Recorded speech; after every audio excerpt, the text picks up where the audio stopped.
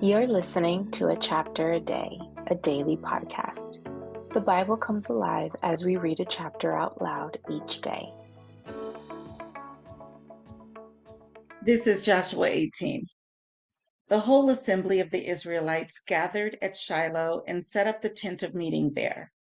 The country was brought under their control, but there were still seven Israelite tribes who had not yet received their inheritance. So Joshua said to the Israelites, "How long will you wait before you begin to take possession of the land that the Lord, the God of your ancestors, has given you?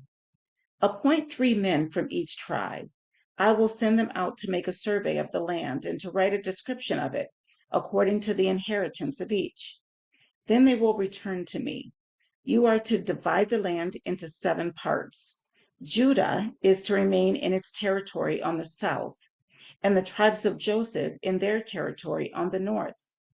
After you have written descriptions of the 7 parts of the land, bring them here to me, and I will cast lots for you in the presence of the Lord our God. The Levites, however, do not get a portion among you because the priestly service of the Lord is their inheritance. And Gad, Reuben, and the half tribe of Manasseh have already received their inheritance on the east side of the Jordan. Moses, the servant of the Lord, gave it to them. As the men started on their way to map out the land, Joshua instructed them, "Go and make a survey of the land and write a description of it. Then return to me, and I will cast lots for you here at Shiloh in the presence of the Lord." So the men left and went through the land.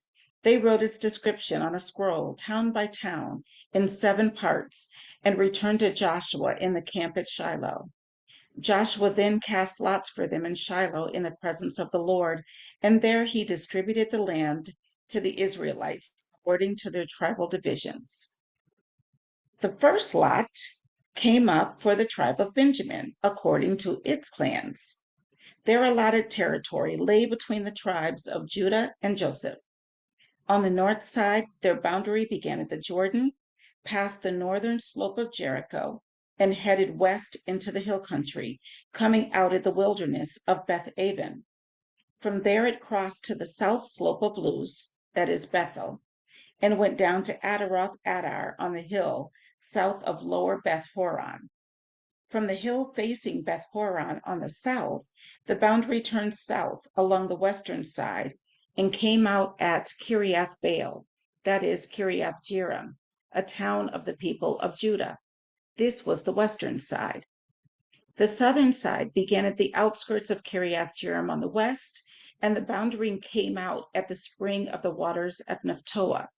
The boundary went down to the foot of the hill facing the valley of Ben Hinnom, north of the valley of Rephaim. It continued down the Hinnom Valley along the southern slope of the Jebusite city, and so to En Rogel. It then curved north, went to En Shemesh, continued to Geliloth, which faces the pass of Adamim, and ran down to the stone of Bohan, son of Reuben. It continued to the northern slope of Beth Araba and on down into the Araba. It then went to the northern slope of Beth Hagla and came out at the northern bay of the Dead Sea, at the mouth of the Jordan in the south. This was the southern boundary. The Jordan formed the boundary on the eastern side. These were the boundaries that marked out the inheritance of the clans of Benjamin on all sides.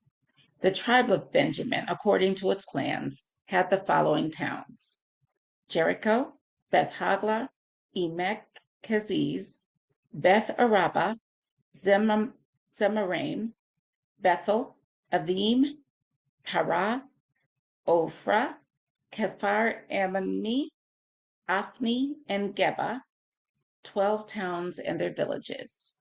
Gibeon, Ramah, Beeroth, Mizpah, Kephirah, Moza, Rechem, Irpeel, Taralah, Zelah, Haleph, the Jebusite city, that is Jerusalem, Gibeah, and Kiriath, 14 towns and their villages.